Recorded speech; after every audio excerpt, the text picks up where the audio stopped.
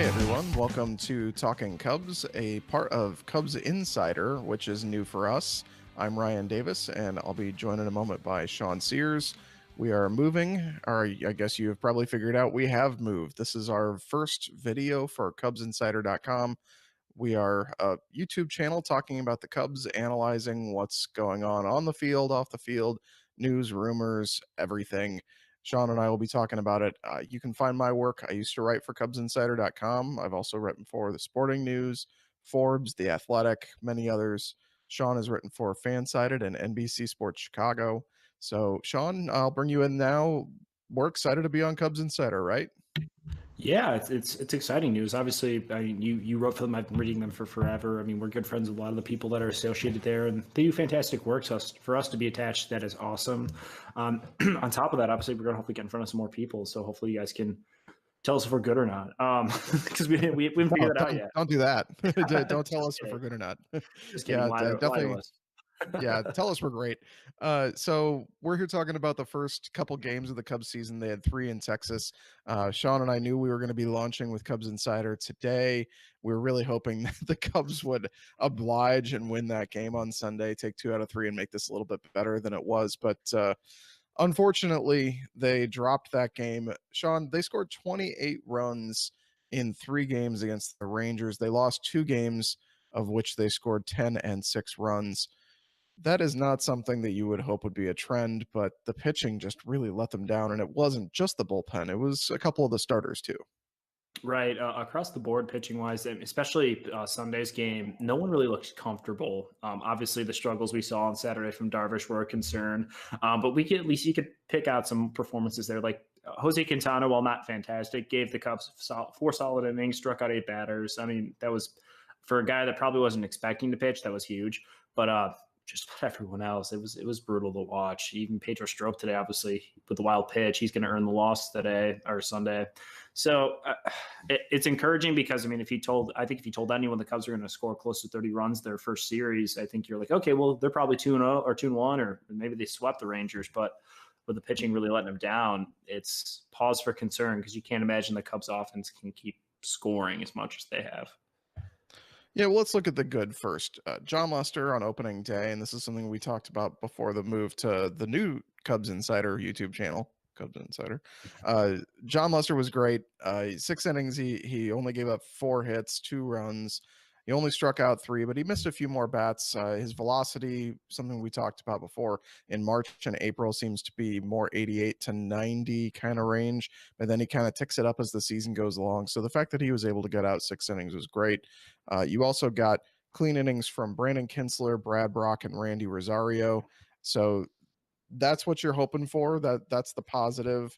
Steve Cishek was also fairly good. He came in on Saturday and pitched a third and an inning. I think he pitched an inning and a third on Sunday, so yes, he was good. But Carl Edwards Jr., bad. Mike Montgomery, very bad. The rest of the bullpen, just really bad. Tyler Chatwood came in, unfortunately, through a really solid inning, I thought, for his first inning. He was locating his fastball. He was inducing weak contact. He gave up a gopher ball to Jeff Mathis of all people. But otherwise, that first inning of work, I thought, okay, I have some reasons to be positive about what he's doing. And then the second inning he came in, it was just 2018 Tyler Chatwood experience all over again. Right. Tyler Chatwood was frustrating to watch today because, like you said, you saw the good. You saw him kind of being able to navigate his way through that first inning. Obviously, it wasn't terrible until obviously the Mathis run that he gave up. But you could build off that outing, at least if that it ended there. But obviously in that the second inning that he pitched, just not good. He couldn't find anything. Location was all over the place. Fastball wasn't in the zone. He couldn't hit with his cutter or his 2-seamer, all over the place. It's kind of what I think most people are expecting from Tyler Chatwood. It just doesn't seem like it's there. And I mean, obviously, his first outing of the year, I didn't know he switched his number to 32. That was interesting to me. I didn't know it was Chatwood at first, but it's one of those things where you hope you can find a role for this guy, but if you can't find a role for him at some point, the Cubs are going to probably have to look at this and be like, all right, well, we might need to move on from Chatwood despite the money. Yeah, and what number did he wear last year? Or was he 21? 21. Oh, yeah, I guess I hadn't noticed that he had moved to 32. Well, at any rate, yeah, that's bad. You kinda threw me off thinking about what number he was. Outside of Tyler Chatwood and the rest of the bullpen, the 8 guys who are your bullpen, outside of the Jose Quintana 4 innings that you weren't expecting, they combined, well, I had it right here, 7 and 2/3 innings in this 3-game series, so not a huge sample, but, in those 7 and 2/3, 10 hits allowed, 5 walks. They gave up 4 home runs and 11 earned runs as a unit. We knew that this bullpen was kind of shaky. We knew that there were a lot of question marks.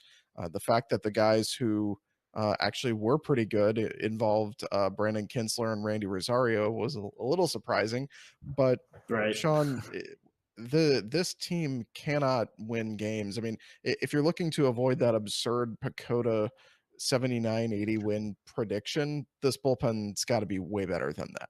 Right. You have to be able to rely on this bullpen at some point. I mean, even Pedro Strop today was wild. It just seemed like no one really could locate, but you cannot. I mean, the Rangers pitching is not great, and the Cubs obviously have a pretty solid offense, so they're able to kind of make up for some of the shortcomings their pitching had. But you can't rely on that. I mean, you can't expect to be able to score 6 runs in the last 4 innings of a game against the Brewers once their bullpen gets in. I mean, these division games are going to be tough. To drop these now is it's not detrimental, but it would have been nice for the Cubs to kind of jump out and go 2-1 against the team that they probably should have swept, to be honest. And they were in all these games. The pitching itself has to be better. You don't want to take, obviously you don't want to overreact to 3 games of such a small sample size, but you didn't see anything positive. And that's why we're kind of like, what do you expect here? What changes do you need to make? When do you make these changes? How long do you ride with this? Because this division is way more close than it was a couple of years ago. The Cubs don't have, time to really make up for if they do go down, 2-3 games in this division to start the month. Yeah, with the pitching, and this will be the last time I harp on it, I think, or at least for this video. Yeah. I think the problem for a lot of Cubs fans as we sit here right now is that their worst fears were realized.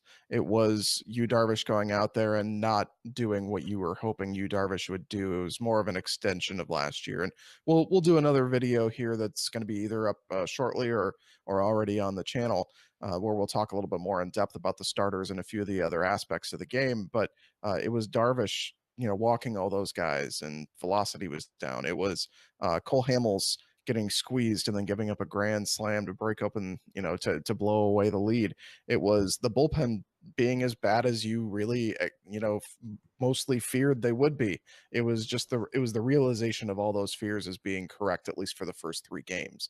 That was the huge problem, I think. I would agree. Yeah, the fans seeing what they were really worried about, obviously coming to fruition here is terrifying. Now, you already knew you were already pretty thin in terms of like late inning relievers or who Nomad can lean on to get you out or get induce that double play, whatever it may be. But now that you're seeing even like your most reliable guy, Pedro Strop, going out there and kind of struggling, it's a pause for concern because the Cubs really need this bullpen to kind of pull things together if they're going to try and even be competitive. But if none of their guys can throw strikes, as we saw in these last 2 games, you have to make changes quick because things are going to move quickly this year in the NL Central.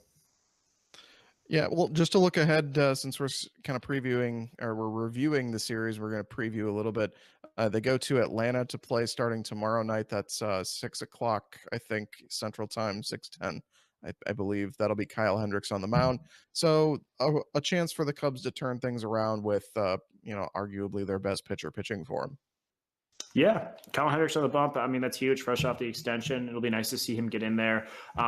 Not pitching in a super hitter-friendly park probably might make things a little bit easier for Hendricks too as well. But he's kind of that. If I had to pick one guy to really have kind of right the ship for the Cubs at this moment, I mean, Hendricks is probably their go-to pick right now at this point. Maybe him or Lester, but yeah, Hendricks going on the mound. Hopefully, he can kind of control things and last in this game longer than 4 or 5 innings. Maybe go to the 6th inning or more if they need him to, and hopefully get this bullpen some rest. But also, really kind of set the table for this Cubs offense to be able to score some runs, keep the other team from scoring, and allow their bullpen a little bit of a cushion to work with as they kind of work through their issues. Well, thank you to Cubs Insider for hosting us. We love being on the site. We love being a part of the team. There's big things going on there. We appreciate you guys who have subscribed or are watching through the Cubs Insider YouTube channel. We love you guys. Be sure to give us a thumbs up and go down to the comments. Let us know how much you love what we're doing. If you don't like it, just ignore us. Don't bother commenting. And we will talk to you again soon with we'll have some videos out on a little bit more of a positive take on the offense, which we really didn't talk about in this video, and then more great stuff coming on this channel via Cubs Insider via Talking Cubs.